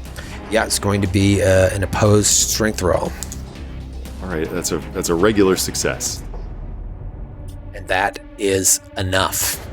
All right. And you should know that was a very hard chance of Yeah. getting out of that. So you just pull away from this fog, and you now have like a move action as well. You see Margot has grabbed Carter, and you see Feyruz is like gasping for air in this hazy, thick fog. Okay, well, I seeing the noble selflessness of Sour in this moment, I'll resist my urge to just run away and be like, right, and grab, wheel around and try to grab Feyruz and assist her to pull away from whatever this thing is. You're so close to home, you could just leave her, man. You could just leave. You don't even really know us Start a that new well yet. adventure. Kind of a new It's every crew. man for himself. It's every man for himself. No. United, we are stronger. Solidarity forever. Yeah, there you go. There All right, it so is. you grab Feyruz and try and pull her against the nothingness. It is now Feyruz's turn. Feyruz, same situation as Desmond, like two things are pulling at you. It's almost like stretching your nostrils apart as it gets deeper and deeper into your skull. It's like finger of fog. I was going to try something crazy, but now with Desmond here, I'm going to try to yank this thing out of my nostrils. All right, give yourself a bonus die here. Okay, what am I rolling? You're rolling strength. Oh, sweet. Strength times 5, you know. Success. Yeah. She's very strong. Well, I roll the bonus. Yeah, just in case. So same. it just says 6. It was the same, yeah. So it's still the same thing. 68 under 75. You rolled, but what was the second roll? Oh wait, the bonus. Okay, wait. I rolled a 6, and then a 60. So when I on roll 20, if you're roll looking at 20, this. it doesn't want to do the bonus so that roll. It would be So like does if the that- bonus type was also a 60.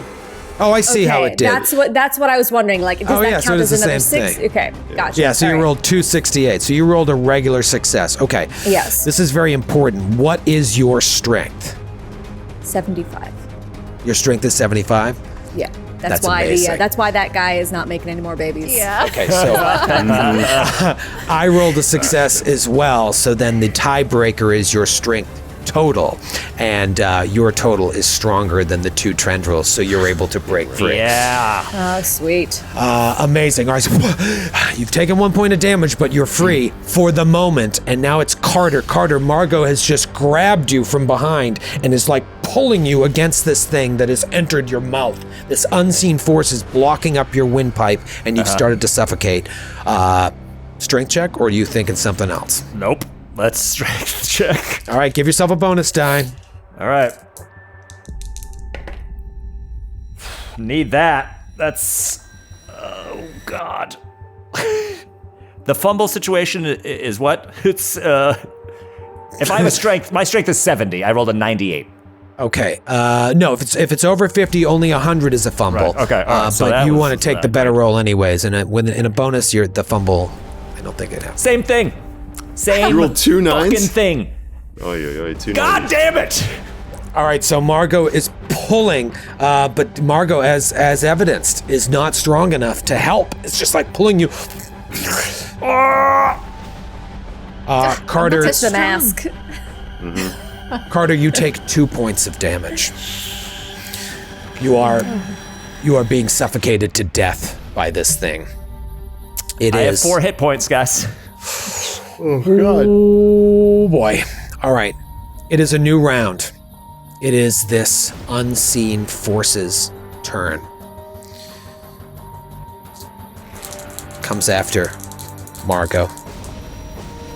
Fails. Comes after Feyruz. Extreme success. Oh, God damn it. 1 tendril. Comes after Desmond. Fail. Back to Margot. Fail.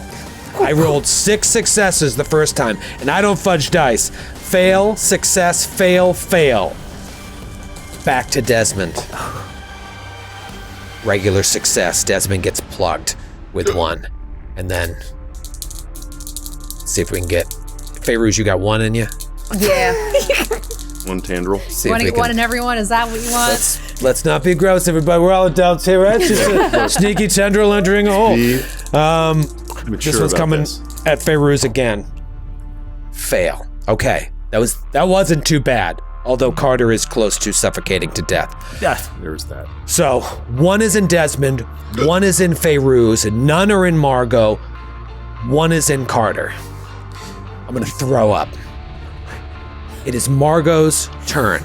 So I feel like she saw Feyrouz and Desmond recover, but Yep, then and then- kind of get half pulled back. Like it wasn't as bad as the first attack, but they're still being held up, but she knows that Carter's down. Does she know where Desmond's apartment is from here?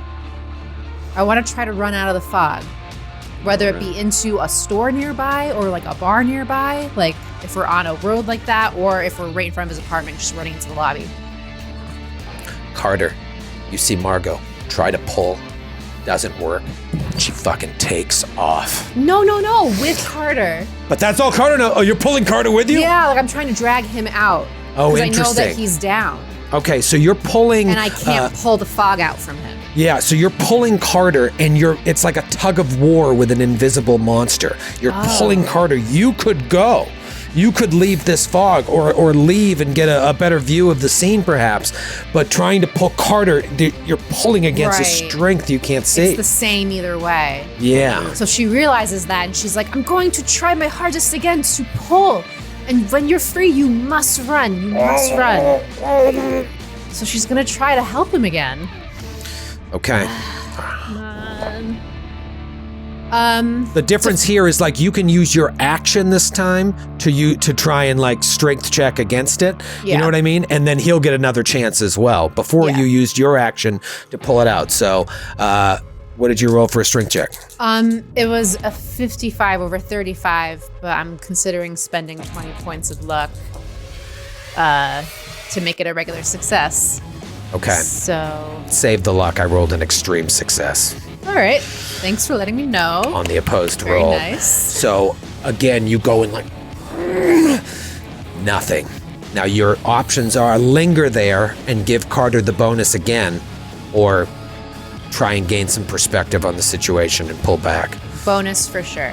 Okay. Still so try with all my might. She's like, You're trying to do the work for him. It's not happening. So you lean into it to help him on his turn. It goes to Desmond's turn. Desmond, you see, everything is like hazy and in slow motion. This is all happening simultaneously. But you can see like the lights going out in Carter's eyes as the moon like shines upon him every once in a while. But you have your own problem. What do you do? Gotta wrench myself free.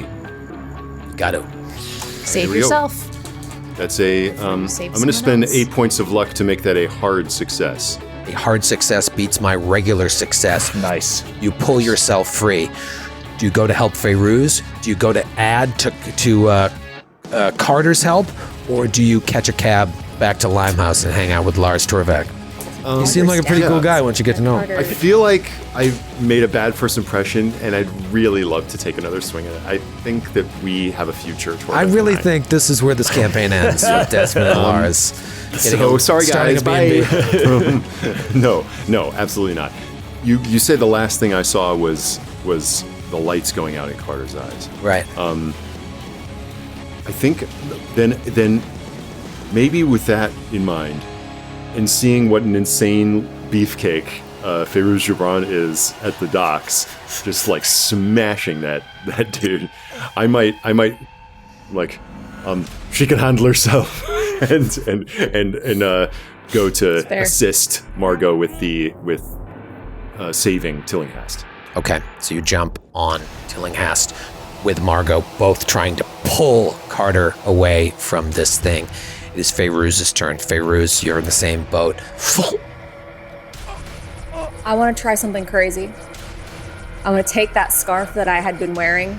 I want to light it on fire and kind of swat around me to see if that does anything to this. Since we're in a fog, maybe the fire and light will. When in doubt, light it on fire. Yes. That's Okay. Master Squad way. Okay.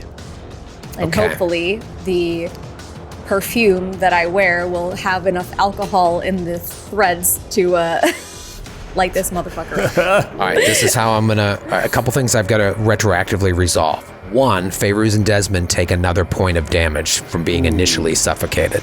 Gotcha. you start, there's another thing I'm going to resolve in a second. You start to wave this, you like pull out a lighter, light your handkerchief on fire. This is effectively your move action is the way I think of it. And you start waving it. What you notice is the fog seems to recoil from the light coming off the fire. It doesn't seem to be affected by the fire itself. In fact, the fire passes straight through the fog, and you don't hear the fog scream or anything like that. But you notice as the handkerchief is coming up towards it, it like bends to avoid the light coming off of the fire. However, it still stays locked into your mouth. So that's like my move. So that you count that as my movement? Yeah, so you still have an action. An action. Yeah. So I want to hold the fire as close to my face without burning myself to try to pull out the. Give yourself a bonus die on this opposed strength roll. Okay. Extreme success. Oh, see, I don't think I can get. Yeah, I don't know. 12. And I had a hard success, so you're lucky you rolled that extreme. You pull this out. You can breathe, and you can also speak to your friends. What do you tell them? You can swat it away with the fire, I guess. Dudes, and I just like try to like do this in front of my face as I want to walk towards whoever needs help to like try to yank out stuff. All right, so you start walking, and as you do so, the light is making this part of the fog seem to recede as you walk towards Carter. Carter, you have Margot. I can just picture this so vividly. You've got Margot on one side, Desmond on the other, and they're trying to pull you away from something that is like locked in your mouth. Yeah, I feel like at this point, like my feet have left the ground. Yeah, and now Fairuz is sort of fanning some fire in your face. Fanning for side. You get 2 bonus dies on this against my opposed roll. Please, God Almighty. Come on, stronger together. Well, that's an 8 under 70. Dang, let's see if you can crit. I will now roll. That's extreme. Again for some reason. Yeah, no. I believe that's extreme, yes? That's extreme. Big All time. right, I had a regular success. You had an extreme success. You pull yourself out of this thing. Just all this like drool and gagging starts happening. Yeah. Quick, Filthy light something fog on out of my fire. mouth. Do we have a flashlight? In this moment, you are all unhooked from this thing, and the full brunt of this starts to weigh on you. Everyone give me a sanity roll. Oh, shit. Here we go. Here we go with this nonsense. Success. Success. Fucking extreme success. Oh, Nice. It's a hard. I rolled a 5 under 63. and a hard for Margot, Desmond? I got a hard success on this. 4 successes! Amazing. Okay. All right. It's the top of the next round, and this thing has the highest dex. So while you're all free for the moment, it goes Well, again. so sorry, Your Honor. So I did my action was to do this. Do I get a maneuver of some kind, or was all that? Yes, I'm sorry. Yes, you do. I don't know what I would do other than be like, we all get a ride, let's go! Flashlights, fire, anything. Yeah, so A lighter? I think we always have a Flashbulb? lighter, right? That's Yeah, sort of been I think all of us established. have Whether You or all not had one of flashlights us, and lighters because you had flashlights when you were in the cave of the Blue John Cavern in Lesser Edale. Yeah, do you want us to like roll luck to see if we decided to bring those with us, or just have them? You could just have them. That's something. At this point, I think you always have your gun. You always have your flashlight. Shine it All right, to the right, tip yeah. of your mouth. Incredibly punitive for me. Yeah, to I'm not- gonna light it under my face and tell a spooky story to the fog. It's like a fighter being like, "Oh shit, I didn't bring my bastard sword into this dungeon." Right, Like, right. An investigator has very few tools at their disposal. One is a flashlight. Evergreen, This is true. evergreen items. Yeah, so I want to light the flashlight. All right, you put the flashlight on this thing, and it starts to pull back. However, as the light hits it, you see that this isn't just fog.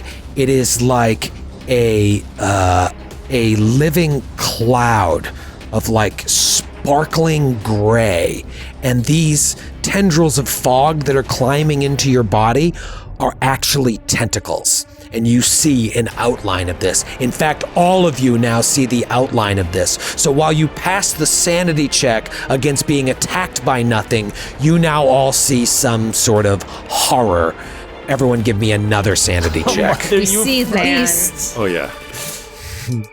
Regular success. Extreme success. That is amazing, you guys. That is so It's not hard for me to clutch right succeed now. at sanity. That is so A clutch. regular success. I got a hard, baby. Okay. So as opposed to taking 1d10 sanity, you will all take 1 point of sanity. And I'm just going to lift the veil. From being attacked, if you would fail that sanity, it's 1d8. So you had a possibility of having 1d8 plus 1d10 sanity loss, and you all pass both checks. But you all take 1 point of sanity here. All right. You see that whatever Tillinghast has done, whatever Feyruz has done to like realize that it is, allergic to light or whatever, is working. It's starting to pull away. However, it's its turn again. Now, one thing I forgot to mention, I should have done this last round when I attacked Desmond and Feyruz. In the surprise round, only Feyruz got a chance to fight back or dodge. You all have the chance to fight back or dodge now as it comes towards you. So Margot, it's coming towards you. Do you want to fight back or dodge? Dodge. Dodge, give me that we go. doge. Give me that doge. Ugh. Nope, that's a fail. Okay. You get plugged. Well, I might want to spend luck. I don't want to be stuck here. I want to run out. Yeah. So that's going to be 18 luck to get down to 52. So I'm going to do that. 18 All right. luck to make Spend a regular 18 success. luck on your dodge to regular success, and it wasn't fight back, it was dodge, and that's Yeah. the beauty of dodge. You pull away, it doesn't plug you up. This one comes at you, Feyruz. I know your fight back is better. Do you want to use that, or do you just want to try and dodge from this thing? Yeah, I'm punching. You're punching, okay. Punch away. Fumble. No. Although I do have the fire around me, like, does that give me any sort of? This is true. As written in the book, if you fumble on this attack, you hit one of your allies because you can't see what's going on. So let's see who you hit. 1, 2, Margot. 3, 4, Carter. 5, 6, Desmond. For what it's Oh my worth, God, you with could my, oh no, I knock didn't go. Carter right out. Never mind. You punched Desmond in the 5. face. Who's 5? Oh no, I Desmond. think Troy rolled it. I rolled it, and I rolled a 5 you too. rolled it, okay. So it was meant to be. You punched Desmond square in the face. And you're pretty strong. How many points of damage is that? From punching? It was a 1d3 and then I think it's 1d4 D3 plus a for your D4. damage. It's a D3 plus a D4. Yeah, plus a bonus die. Oh gosh. She's strong. You're Feyruz about to kill me. you are lucky. I only rolled 2 points of damage. Oh, Okay. boom! Good thing that guy didn't. You knocked that guy out, and he didn't actually take a couple hit points off you with the That could have been dog. 7 points. Yikes. Total. Okay. Boom! You get clocked. That was the second attack. And its tendril is in you, Feyruz, so you take 1 point of damage. And then third tendril goes for Desmond. Are you dodging or fighting back? Well, let me figure out one thing. My total max hit points is 13, and that punch just dropped me to 7. No, 11. That was only 2 points of damage. Okay, great. From 13 after having been choked a few times. Oh, you were 13. You lost 2 hit points. You were 11. Then you just lost another 2 from Feyruz's punch. No, I was down to 9 from over the course of getting choked. Oh, stabbed. Okay. Stabbed, From et cetera. before, yeah. So you Although I may came have- into this. Sorry, you came into this fight with 9. Yes. All right, and you've taken 4, so you're down to 5 hit points. Wait, You've no. taken major 2. No. I didn't come. I came into the fight with like 10 or so, or because I've taken. You took an extra one I took an extra one. Yeah. from Okay, great. it staying in your mouth at one point. Oh, That's Michael's where in the one- chat. Yeah, I'm 7. You're at I'm 7. 7 out of 13. 7 Okay. out of 13. Okay. So and we're remember, not a at a major major wound wound is yet. like more than half in one pop. Yeah. You know. So yeah, just honestly, being clear. it seems like these tendrils can't give you a major wound, but Feyruz could have. Luckily, Absolutely. she only Could have, broke like 10. really wrecked me. All right, so 7 out of 13 you're What the at. hell was that? It's me. Sorry. Fucking hell. Do you want to try and dodge this thing Yes. or fight back? Dodge her. Is there a world where I fight back with my flashlight by trying to keep it at bay? Ooh, yeah, that'd be a combat maneuver. So you're just gonna kind of like Ghostbusters it. Yeah, I'm gonna try to Ghostbusters it. Would that Okay. be We need to brawl or cross would the that streams. or would that be dexterity? Interesting question here. that would be...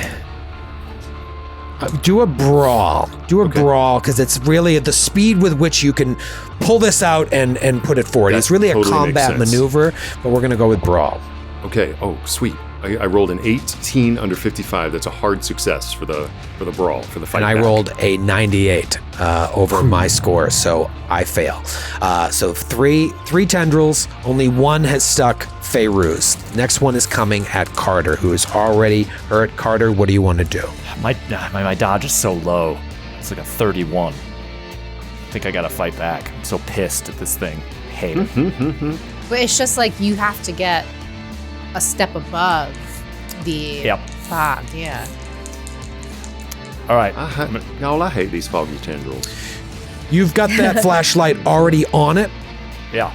Actually, give yourself a bonus die. Where you've got that flashlight, it's receding. So give yourself a bonus die to this attack. Okay. I'm trying to keep like 4 different stories in mind here, but you've got the flashlight. You're holding it back. Give yourself the bonus die. Okay, so that's a regular success to start with. 53 under 77. 23 under 77, so that's hard. Okay.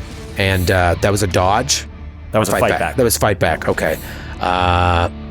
Great, I had a regular success, so the hard success beats it. You don't get plugged up. Okay. I got 2 more tentacles. This one's coming at Margot. Got 2 more for you. I get so basically, because you've already dodged this round, I get a bonus die here. No. So let's see. Maybe. And I can't dodge again. You can't. However, I failed both rolls. Oh my god. Okay, and then the last one is either coming at Feyruz, who's already plugged up, or Desmond. 1, 2, 3, Feyruz. 4, 5, 6, Desmond. It's a 5, Desmond. All right, so this one comes at you, Desmond. Same thing, I got a bonus die. And I rolled an extreme success. So you get plugged up. So Feyruz and Desmond are going to take another point of damage this round. I don't know if you already took it, Feyruz. Yeah. But now you guys have a chance to act, and it seems like you figure something out. So Desmond, you're now down to 6 out of 13. And Feyruz, I'm not sure where you at, I'm Feyruz? at 8. You're at 8, all right. Right now. Okay, so everybody's really beat up by this unseen monster, but Feyruz lit a scarf. It seemed to recede from the light coming off the fire, and then Desmond now and Carter are flashing flashlights at it, and it's starting to pull back. It is Margot's turn. As part of my move action, I get my flashlight out too to help. And I think Carter's free, so I try, even though I don't know if he'll listen, to be like, get out of here, like, run, I'll help the rest of them and we'll find somewhere to go. I'm not gonna leave. Fruitless. And I think she sees Desmond as like struggling the most, so she goes to try to pull it out of his mouth or nose, wherever it is. Okay, using the flashlight as well. To help, yeah. Okay, go ahead and give me a strength roll with a bonus die. Right, here we go. First roll is a fail. Second roll is a regular success. And I failed, so you're able to pull Desmond free while also flashing this flashlight on it. Desmond, it's your turn. Feyruz is the only one plugged up, but you see this thing like really pushing back. So what? So every time more flashlights come on it. Yeah, when the third flashlight hit it, did it like go back even further, or is yes, this like? Yeah, like now the only thing, it's almost like the entire monstrosity is being pulled back, and there's this one wispy tendril that is connected to Feyruz, and you can see it now in the light. This like being of nothingness, and one long tendril receding from the back, still plugged into Feyruz. And it's Desmond's turn. You're pushing it back. Yeah, we're all our beams are kind of like hurting various tentacles away. So we need to get Feyruz's flashlight for sure. Yeah. I mean, we need to save her life too. But that's yeah. Also, I guess if one hand is trained was holding the flashlight, keeping a tendril at bay, the other hand will assist with her pulling free from the one wispy tentacle that has her trapped. So it's almost like you grab her maybe around the waist while you're holding the flashlight, and you're just pulling her away. All right, go ahead and give me a strength roll with a bonus die against my strength roll. Okay, first one was a fail. Let's see how the bonus helps me. Oh, that's a regular success.